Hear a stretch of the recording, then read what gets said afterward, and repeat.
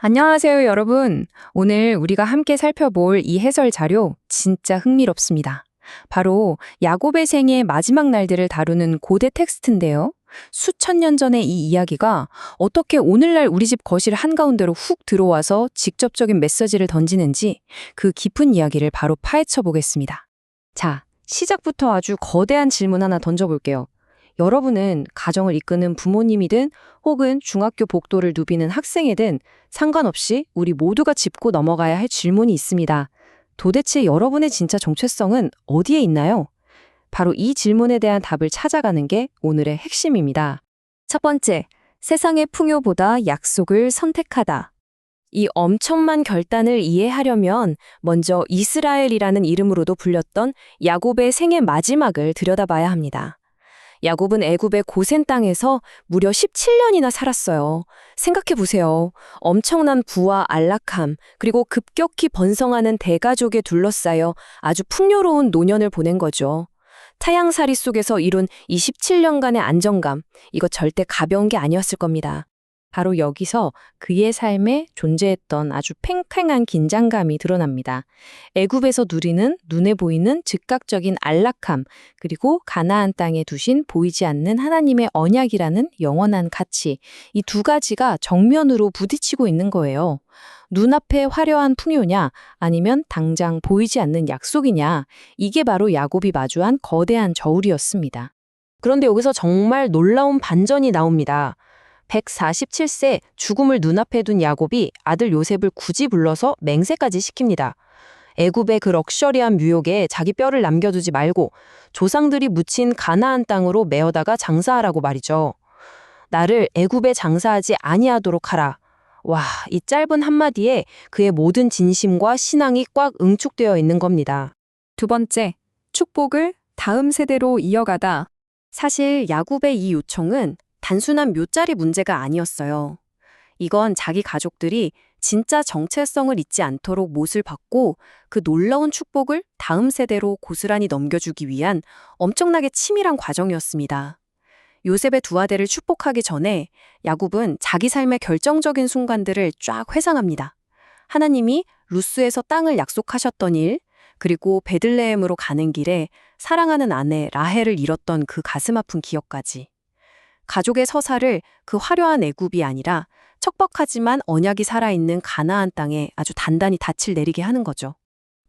그러니까 여기서 우리가 놓치지 말아야 할 핵심은 이겁니다.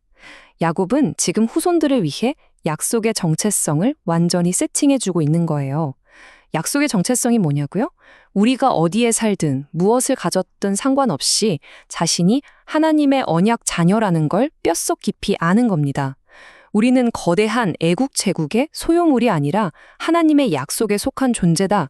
이걸 분명히 선포하는 거죠. 이게 마치 거대한 믿음의 릴레이 경주 같아요. 루스에서의 첫 약속이 야곱의 고단한 여정을 거쳐 애굽의 요셉에게 전달되고 마침내 에브라임과 므낫세를 축복하는 자리까지 이어집니다. 야곱은 아예 손자인 에브라임과 므낫세를 자기 친아들들처럼 동등하게 품어요. 일종의 법적 입양을 통해서 믿음의 바통을 다음 세대에게 가장 확실하고 평등하게 콱 쥐어줘 준 겁니다. 세 번째, 진정한 정체성 찾기. 자, 그럼 이 수천 년 전 이야기를 오늘날 우리 현실로 쓱 가져와 볼까요? 밀라라는 친구의 상황을 한번 상상해 보세요. 7학년인 밀라는 학교에서 친구들이 누가 더 인기 있는지, 성적은 어떤지, 외모는 어떤지 끊임없이 순위를 매기고 비교하는 걸 매일 봅니다. 여기서 우리는 스스로에게 물어봐야 해요. 이런 것들이 정말 우리를 온전히 정의할 수 있을까요? 여러분은 스스로를 어떤 사람이라고 설명하시겠습니까? 야곱이 애굽의 그 달콤한 현실과 가나안의 영원한 약속 사이에서 결단을 내려야 했던 것처럼 말이죠. 밀라 역시, 그리고 우리 모두 역시 마찬가지입니다. 세상이 우리에게 딱딱 붙여대는 다양한 라벨들, 즉 세상적 정체성과 하나님이 우리를 바라보시는 그 고귀한 약속의 정체성 사이에서 아주 지혜롭게 길을 찾아야만 합니다. 영어를 정말 잘하고 바다의 신비를 푸는 해양생물학 공부를 사랑한다는 거? 와, 그건 진짜 멋진 일이죠. 하지만 우리의 가장 깊은 정체성은 그런 뛰어난 재능이나 학교에서의 인기 순위에서 나오는 게 아니에요. 우리 존재의 진짜 핵심은 바로 우리가 약속의 자녀라는 그 절대 변하지 않는 사실에 뿌리를 두고 있다는 걸 꼭 기억해야 합니다. 네 번째, 궁극적인 유산을 위한 전략 짜기. 그럼 우리는 이 소중한 정체성을 그저 마음속에만 간직할 게 아니라 어떻게 미래를 위해 확실히 지켜낼 수 있을까요? 여기서 피터의 이야기로 넘어가 보죠. 6학년 피터는 비디오 게임을 할 때 위험 요소를 싹 분석하고 아주 기가 막히게 전략을 짜는 걸 좋아합니다. 그렇다면 여러분, 우리 삶에서 가장 중요한 걸 지키기 위해서는 도대체 어떤 전략을 세워야 할까요? 사실 우리가 방금 본 야곱 할아버지야말로 인생의 가장 거대한 엔드게임 전략을 실현하고 있었어요. 완전 마스터 전략가였죠. 첫째, 그는 죽음이라는 궁극적인 위험, 그리고 가족이 애굽 문화에 싹 동화되어 버릴 위험을 아주 정확하게 꿰뚫어 봤습니다. 둘째, 권력의 정점에 있던 요셉을 굳이 불러내서 가나안에 묻어달라는 강력한 맹세를 받아냈고요. 셋째, 아주 의도적으로 하나님의 축복을 가장 어린 세대에게 전가했습니다. 기가 막히죠? 그래서 만약 여러분이 혹은 피터가 자신에게 있는 가장 소중한 것인 믿음을 친구들이나 미래 세대에게 물려주기 위해 궁극적인 방어와 전수 전략을 짜야 한다면 어떨까요? 미션은 딱 이겁니다.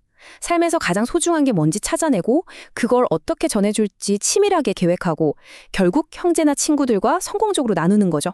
이 엄청난 퀘스트 한번 도전해 볼 만하지 않나요? 다섯 번째, 가족의 공동 미션. 자, 밀라와 피터의 이야기를 넘어서 이게 바로 오늘 우리가 이 해설을 함께 보고 있는 가장 핵심적인 이유입니다. 우리가 부르는 익숙한 찬양들 있잖아요. 예수 사랑하심을, 그리고 나의 갈 길 다 가도록. 이 아름다운 찬양들의 고백처럼 우리를 올바른 길로 이끌고 영원한 유산을 새로게 하시는 분은 결국 끝까지 신실하게 우리를 인도하시는 하나님 한 분뿐이라는 걸 깊이 깨닫게 됩니다. 오늘 이 내용을 다 보신 후에 여기 제시된 기도 제목들을 여러분 가족만의 실천적인 게임 플랜으로 꼭 한번 써보셨으면 좋겠어요. 가족을 위해 세상의 풍요보다 하나님의 약속을 최우선에 두도록 기도하시고요. 또 교회가 야곱처럼 다음 세대에게 믿음의 유산을 확실하게 전수하도록, 그리고 이 세상에 슬퍼하는 자들과 난민들에게 하나님의 신실한 소망이 닿을 수 있도록 함께 기도해 보시기 바랍니다. 자, 이제 오늘 이 흥미로운 해설을 마무리하면서 여러분의 마음을 쾅 두드릴 마지막 질문을 던지겠습니다. 여러분은 지금 과거의 남의 이야기를 읽고 끝나는 게 아닙니다. 바로 지금 이 순간에도 여러분 가족의 역사를 직접 써 내려가고 있거든요. 그렇다면 오늘 여러분은 어떤 유산을 의도적으로 선택해서 다음 세대에게 물려주시겠습니까? 여러분만의 답을 꼭 한번 고민해 보시길 바랍니다.